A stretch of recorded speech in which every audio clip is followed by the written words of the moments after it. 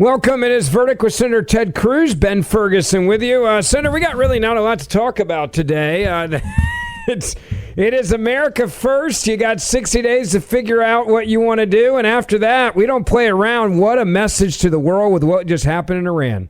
Well, this weekend was incredibly consequential. President Trump made the decision to take out Iran's nuclear capability. Israel had been bombing Iran for over a week. And yet there were certain facilities, particularly the Fordow facility under a mountain in Iran, that Israel lacked the capability to take out. And we talked about this at great length. Tucker Carlson and I went round and round on this. Tucker did not want the United States to engage in this bombing. I believed that we should act decisively to stop Iran from developing nuclear weapons that they could use to murder Americans. And this weekend, President Trump resolved the issue by ordering an incredibly successful attack, a incredibly beautifully orchestrated attack that devastated Iran's nuclear capability with no casualties on our part. We're going to break it down. We're going to talk about what exactly happened, what the consequences are, and what to expect in the days and weeks coming up. It truly was consequential, and it was one that I think made not only America safer, but the rest of the world. And we're going to break down how we got to this moment and what the president had to say about it as well in a second. I want to talk to you, though, about Patriot Mobile for a moment. You've heard me say their name for a long time. You've probably seen their commercials on TV. So why have you not made the switch to the most conservative cell phone provider, a Christian cell phone provider that there is, period? And make a difference with every call that you make, with every text you make, because Patriot Mobile is different. They actually take a portion of your bill every month at no extra charge to you, and they give back to conservative causes and organizations that support our First and our Second Amendment rights. They stand with the rights of unborn children.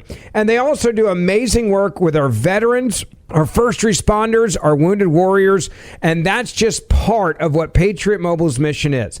They are a company that say, if you're a conservative, spend your dollars with us, and we fight for what we believe in. The other thing is the coverage you get.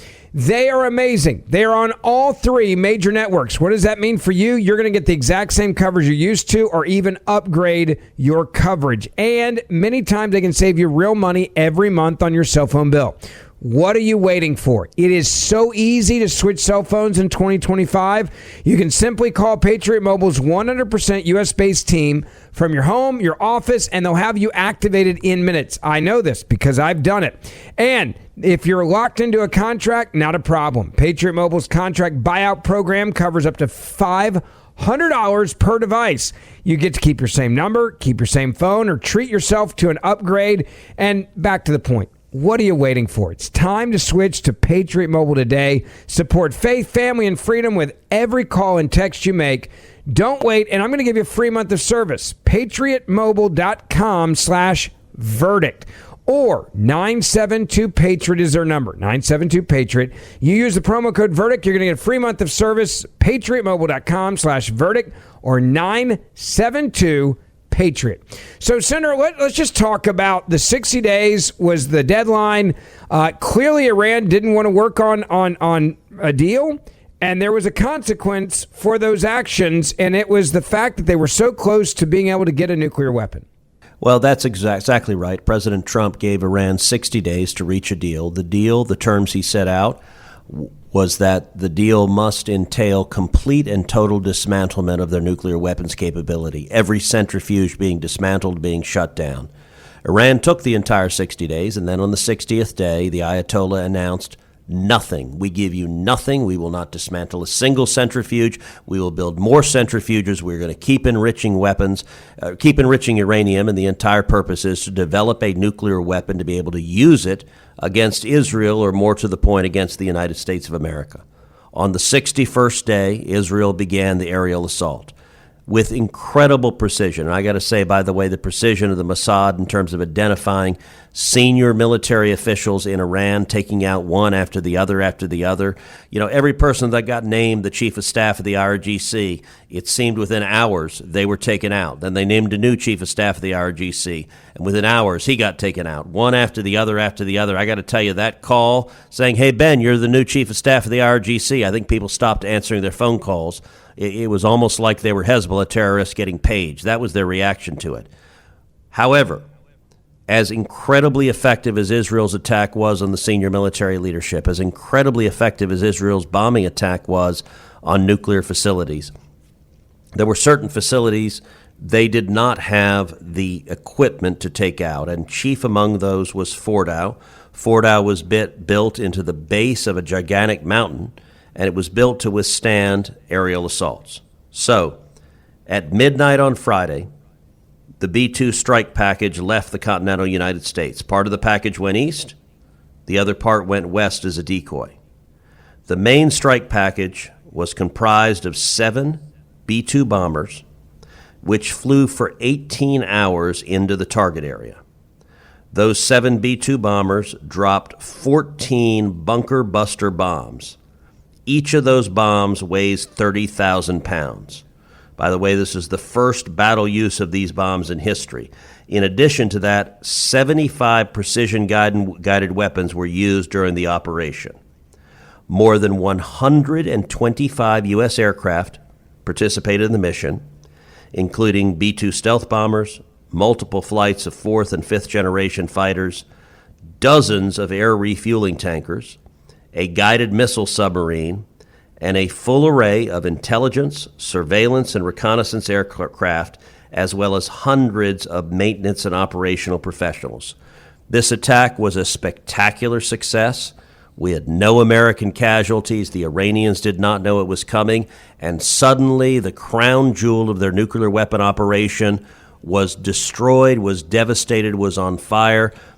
Let me start by saying congratulations to the incredible airmen who led this attack, the fighting servicemen and women who risked their lives. This was a dangerous combat operation and who carried it out with absolute precision. But I also want to praise President Trump for having the strength of resolve to say, we will not allow Iran to have a nuclear weapon, and we will do whatever it takes to stop it. He was exactly right. I stand with President Trump.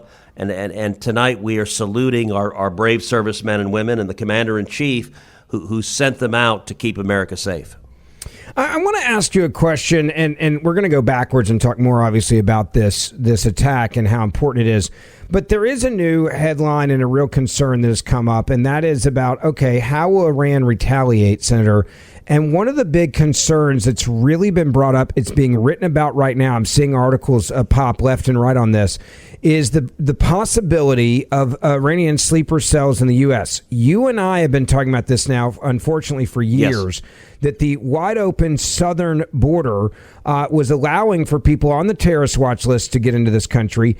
And the numbers are also, I think, shocking of how many Iranians came across our southern border that we just, or the Biden administration, I should say, just let them into this country and let them walk freely, and we just let them go. And that is something that every American should be really concerned about right now.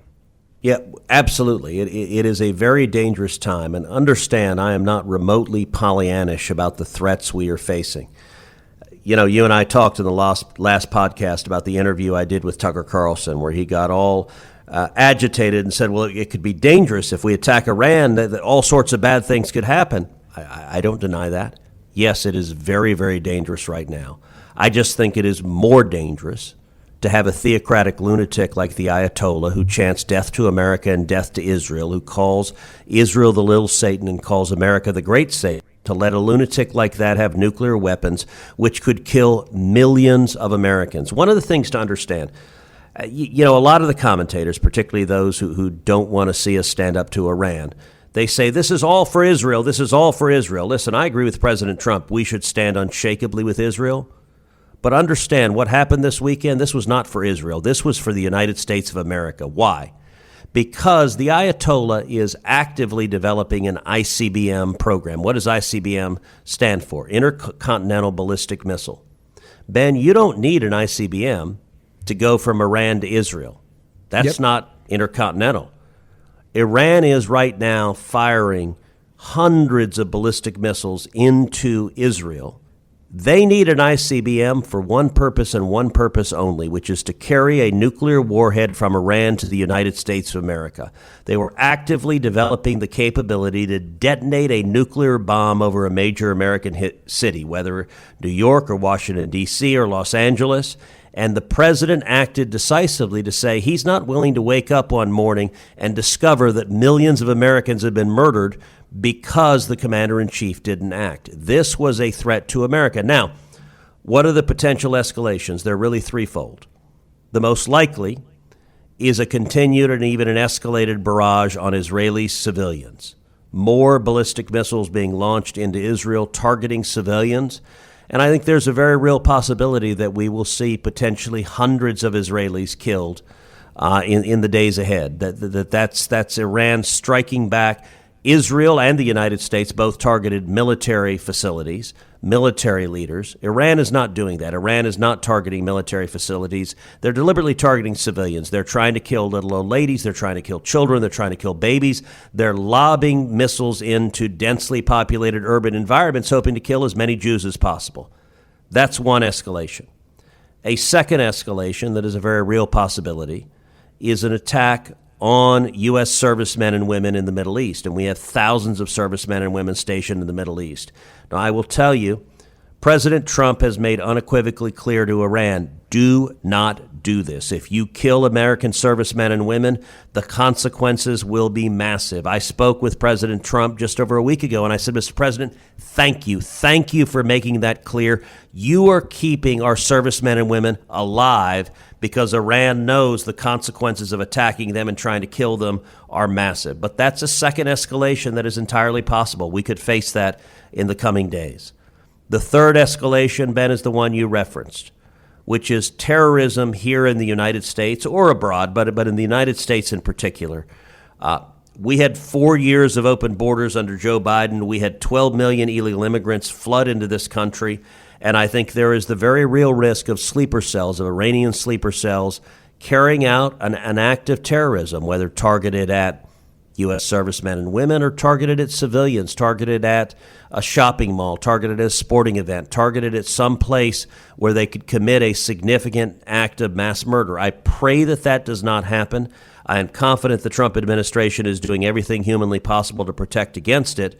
But the odds of that have gone up. And so all of us need to, number one, be praying for our friends in Israel, be praying for our servicemen and women in harm's way, and be praying here in America that we not face a major act of terrorism. But secondly, we need to be vigilant. We need to be watching because it is dangerous right now. But understand, even if some or all of these escalations happen, these escalations are less dangerous than what the world would be like with the Ayatollah with a nuclear weapon that he could use to murder millions of Americans. The chances of that scenario have dropped dramatically this weekend because of President Trump's strong, decisive leadership.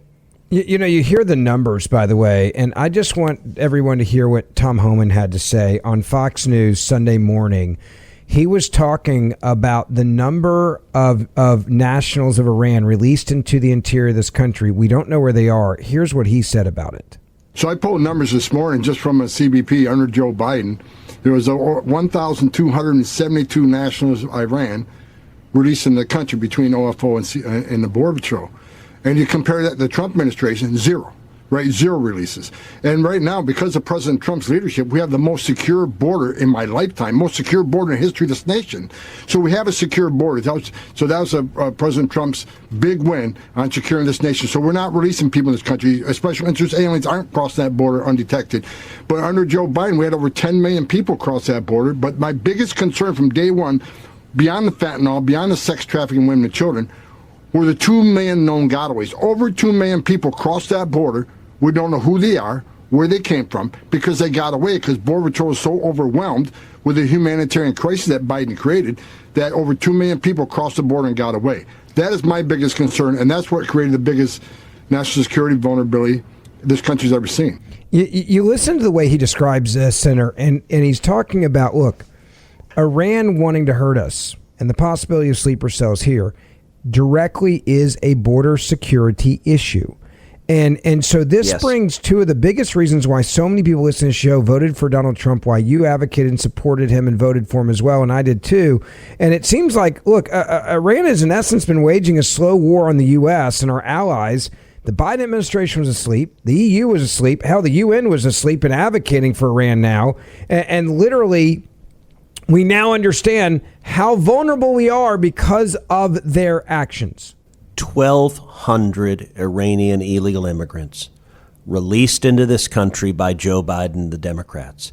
In any sane world, every Democrat in Congress tomorrow would be asked, why did you release 1,200 Iranian illegal immigrants into America? Are you worried about terrorism from the 1,200 Iranian illegal immigrants you released into America?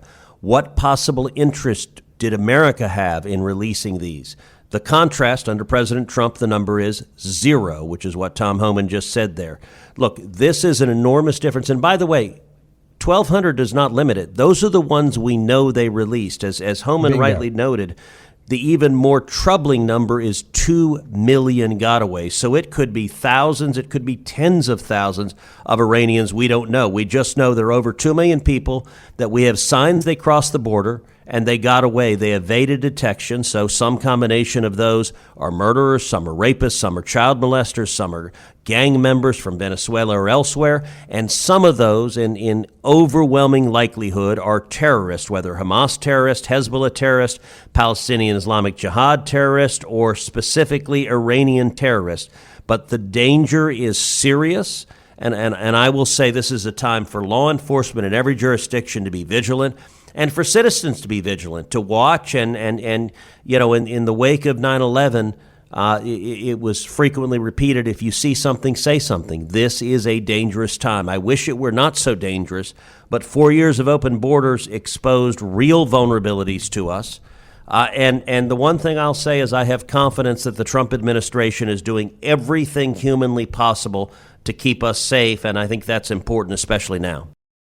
Let's talk a little bit about the liberal logic that has been coming out of so many Democrats since this attack took place, and the people who seem to be obsessing over Iran's response, implying that their response is Donald Trump's fault, that they're going to respond, are the same idiots that were not afraid of Iran getting a nuclear weapon. Can you explain that liberal logic, please? Sadly, today's Democrat Party sides with every enemy of America. They side on the other side. Look, J.K. Rowling tweeted this weekend about this person, India Willoughby. Now, I'll confess I have no idea who India Willoughby is, but J.K. Rowling tweeted, India, a fan of women-hating, gay-hating, authoritarian regime, color me astonished. So I went and Googled who is this India Willoughby person, and it turns out, according to Wikipedia, she is Britain's first transgender national television newsreader. Now, pause for a second, Ben. Iran murders transgender people. They throw them off buildings. If you are gay, they murder you. And think about the mindset of a leftist who, this transgender newsreader in, I guess, the UK, is like, even though the Ayatollah wants to murder me, I stand with the Ayatollah rather than America. That is how messed up leftists are right now. They're like, oh, homicidal, theocratic, women-oppressing, gay-murdering, torturing, genocidal lunatics, those are my people. It doesn't make any sense to me. And then you go back to also the quotes that people have been posting, and I think it's really important that history reflect. You go back to Bill Clinton, Senator, and he said that Iran couldn't get a nuclear weapon. Hillary Clinton, when she was a senator, Secretary of State, and running for president, said Iran cannot get a nuclear weapon. Barack Obama said that he could not get a nuclear weapon. You had Joe Biden that said they couldn't get a nuclear weapon. And then they're at 60+%, and Donald Trump stops them. And then all of the left's like, you can't do that. You're going to start World War III. This is somehow your fault. You're the aggressor. And understand, the reason we are here is because of Barack Obama and Joe Biden. Barack Obama negotiated the disastrous Iran nuclear deal. That flooded billions and billions of dollars into Iran. Listen, remember, Obama literally flew $1.7 billion of cash, unmarked bills on a pallet to deliver to the Ayatollah. That agreement set the stage for Iran to get nuclear weapons. Donald Trump, when he came in as president. Can we look at that deal for a second and just now, in hindsight, what really was that deal? Was that deal a, hey, I don't want to have to deal with you guys, so let's just, you kind of play nice with me, and then I'll kick the can down the road to another administration? No. Like, in hindsight, what was that? Why did we do that deal? It was radical ideology. You know, when Barack Obama first became president, he went and gave a speech at the University of Cairo in Egypt. And in that speech, he said Iran has a right, and he used the word right, a right to nuclear technology. Now, that is nutty. That is, I'm familiar with the right to the pursuit of happiness. I'm not familiar with a right to possess thermonuclear weapons. And at the end of the day, I think Barack Obama and his entire team came in with an ideological view that America's role in the world is fundamentally illegitimate, that we are colonial oppressors. Look, as you know, my last book was Unwoke, How to Defeat Cultural Marxism in America. These are the cultural Marxists. They view America as illegitimate, and therefore they view that we have no business, we have no right stopping Iran from getting nuclear weapons. Listen, the Obama-Iran nuclear deal would inevitably lead to Iran with nuclear weapons. These guys are not idiots. They knew that. They're fine with that outcome because they believe America has no right to prevent it. My view is, yes, we do. If you've got a lunatic who's saying death to America and we have the power to stop him from getting nuclear weapons, we will use that power because the commander-in-chief is not going to fail to protect America. And I got to say, by the way, the useful idiots across the globe, you've got the Democrats today who are all chirping about how dare you act to stop Iran from getting a nuclear weapon. We also had the Secretary of the United Nations, Antonio Guterres, who put out a statement. I'm going to read it to you. Quote, I am gravely alarmed by the use of force by the United States against Iran today. This is a dangerous escalation in a region already on the edge and a direct threat to international peace and security. There is a growing risk that this conflict could rapidly get out of control with catastrophic consequences for civilians, the region, and the world. I call on member states to de-escalate and to uphold their obligations under the UN Charter and other rules of international law. At this perilous hour, it is critical to avoid a spiral of chaos. There is no military solution. The only path forward is diplomacy. The only hope is peace. What a blithering idiot. I'll tell you what I tweeted today. I tweeted, of course, the UN sides with Iran. Clown face emoji, clown face emoji, clown face emoji. The only thing they couldn't decide is which chant they agree with more strongly. Quote, death to Israel, or quote, death to America. And then I asked a simple question. Remind me again why we're paying their bills? It's a fair question, and you got to wonder what's the even point of being involved if this is how insane they actually are. So let's move. But by the way, Ben, I also observed. I think Tehran would make a lovely UN headquarters. Just locate it right there, maybe on the smoldering ashes of Fordow. We can put the UN there, and they can all get together with their anti-Israel hate and their anti-American hate, and they can sit there and glow radioactive while they talk about developing nuclear weapons to bomb America. At least it would be intellectually honest. Like, where's the UN? It's in Tehran. Okay, that makes sense. Look, that's who they. This should not be complicated. Iran, like, let me ask you, Ben, seriously, put yourself in the head of the UN Secretary General. How do you look at this and say, where do I stand? I know, with Iran. Like, what thought process goes through your brain? Yeah, what's the upside of doing that and why? And especially if you know what Iran just did and how many terrorist organizations they've supported that are just beyond, factually accurate.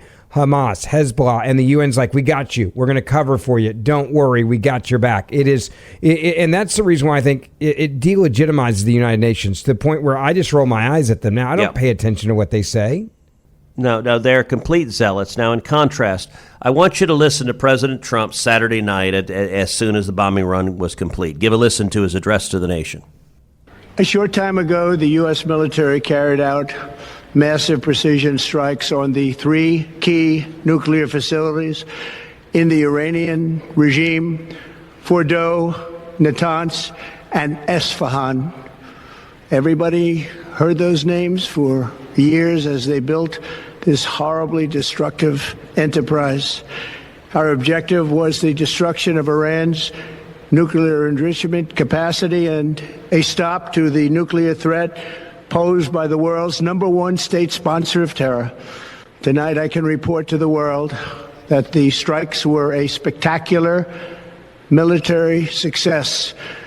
Iran's key nuclear enrichment facilities have been completely and totally obliterated. Iran, the bully of the Middle East, must now make peace. If they do not, future attacks will be far greater and a lot easier. For 40 years, Iran has been saying death to America, death to Israel. They have been killing our people, blowing off their arms, blowing off their legs with roadside bombs. That was their specialty. We lost over 1,000 people, and hundreds of thousands throughout the Middle East and around the world have died as a direct result of their hate. In particular, so many were killed by their general, Qasem Soleimani. I decided a long time ago that I would not let this happen. It will not continue. I want to thank and congratulate Prime Minister Bibi Netanyahu. We worked as a team like perhaps no team has ever worked before. And we've gone a long way to erasing this horrible threat to Israel. I want to thank the Israeli military for the wonderful job they've done. And most importantly, I want to congratulate the great American patriots who flew those magnificent machines tonight, and all of the United States military on an operation the likes of which the world has not seen in many, many decades. Hopefully, we will no longer need their services in this capacity. I hope that's so. I also want to congratulate the chairman of the Joint Chiefs of Staff, General Dan Raisin-Kane, spectacular general, and all of the brilliant military minds involved in this attack. With all of that being said, this cannot continue. There will be either peace or there will be tragedy for Iran far greater than we have witnessed over the last 8 days. Remember, there are many targets left. Tonight's was the most difficult of them all, by far, and perhaps the most lethal. But if peace does not come quickly, we will go after those other targets with precision, speed, and skill. Most of them can be taken out in a matter of minutes. There's no military in the world that could have done what we did tonight, not even close. There has never been a military that could do what took place just a little while ago. Tomorrow, General Kane, Secretary of Defense, Pete Hegseth will have a press conference at 8 a.m. at the Pentagon. And I want to just thank everybody, and in particular, God. I want to just say we love you, God, and we love our great military. Protect them. God bless the Middle East. God bless Israel, and God bless America. Thank you very much. Thank you. I have to say at the very end there, his part was so sincere about thanking God. You could tell he was very concerned about the safety of our men and women in uniform. He was so thankful for what they did and accomplished. And there was also, I think, a warning in there. We hope that they're done, right? That their service is finished. That, in other words, don't mess with us, because if you do, you may meet these people yet again. We don't want to do that, but if you come after American interests, we will defend ourselves and we will come after you, which brings us to the question center. All right, what's next moving forward? Well, let me say one thing that struck me listening to President Trump on Saturday night, which is the president is old enough, and I'm old enough to remember the 1970s. And Ben, you're 10 years younger than I am, so you don't remember the 70s. But when Iran took American hostages at the embassy, when the Iranian Revolution happened, and they took American hostages, Jimmy Carter was president. Jimmy Carter sent a military operation, a U.S. military operation, to rescue the Americans from the embassy. And not all military operations happen like the one did this weekend. The Jimmy Carter military operation, he sent in helicopters, and the helicopters crashed in the desert with no opposing fire. And it was a level of ineptitude and incompetence on the part of the Carter administration. It played a pivotal role in Ronald Reagan winning in 1980 because the inability of the president to protect our nation was perfectly encapsulated by our troops crashing in the desert.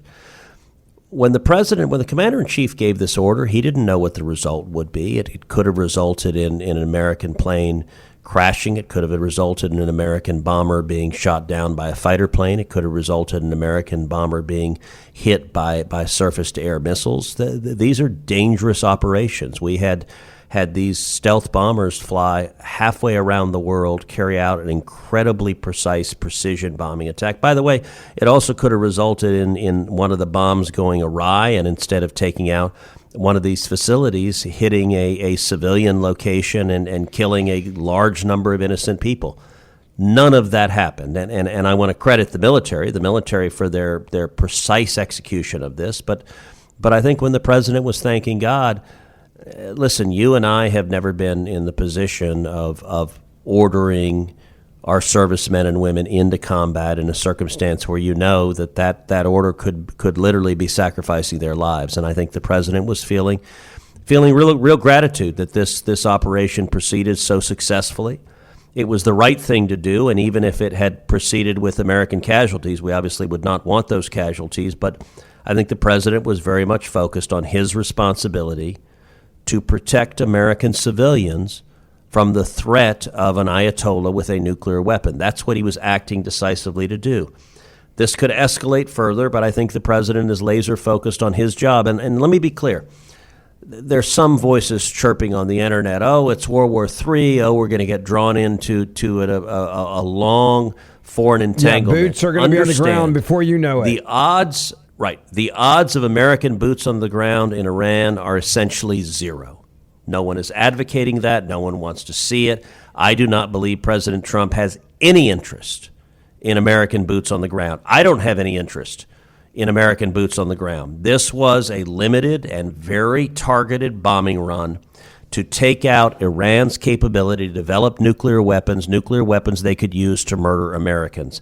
That is peace through strength. That is focusing on defending this nation. And so the prospect, people are saying, oh, this is another Iraq war.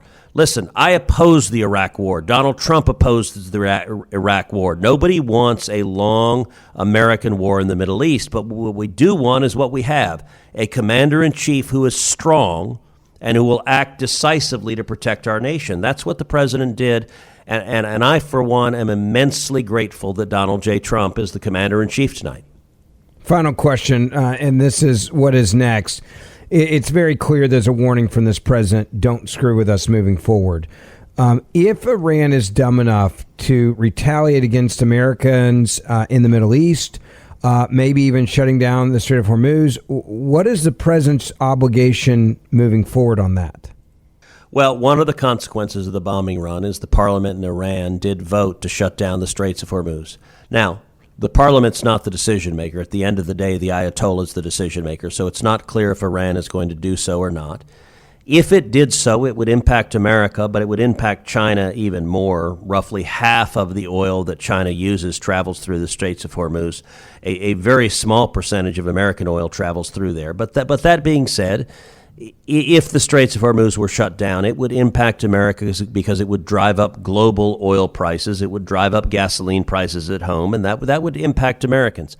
I hope that doesn't happen. I think if they try to shut down those major trade routes and commerce routes, I think we will see force to open them up because Iran does not have the right to shut down the ability of America and the rest of the world to engage in trade and commerce. That is a possible escalation. I think the most likely escalation is going to be continued attacks on civilians in Israel because at the end of the day, I think the Ayatollah and the mullahs, they hate the Jewish people, and murdering innocent civilians is something that they believe in. I worry, as I said, about the risk of terrorist attacks as well. I think those are sadly the two most likely. The people of Israel, I know the government of Israel, the Iron Dome, they're working hard to protect their civilians. America is assisting in that.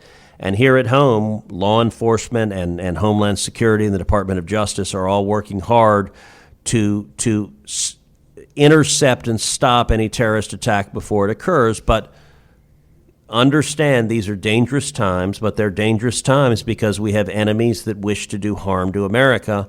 And that's why the responsibility that the president has is so grave and serious. And I will say, listening to President Trump speak Saturday night, I think there are times where the weight of the job really falls on his shoulders, and he feels it. And I think Saturday night was one of them because it was an incredibly consequential moment in our nation's history and a very positive moment of the president standing up and saying, my first responsibility is to defend America, and I will not shirk from that responsibility. Yeah, great point. God bless America. We're going to keep covering this. Don't forget to hit that subscribe or auto download button. We'll have the latest breaking news for you Monday, Wednesday, and Friday. And if there's anything obviously big that happens in between, we do those special pods as well. So make sure you join us. Hit that subscribe, auto download button. And please share this on social media. Write us a 5-star review. It helps us reach more people as well. And we'll see you back here Wednesday morning.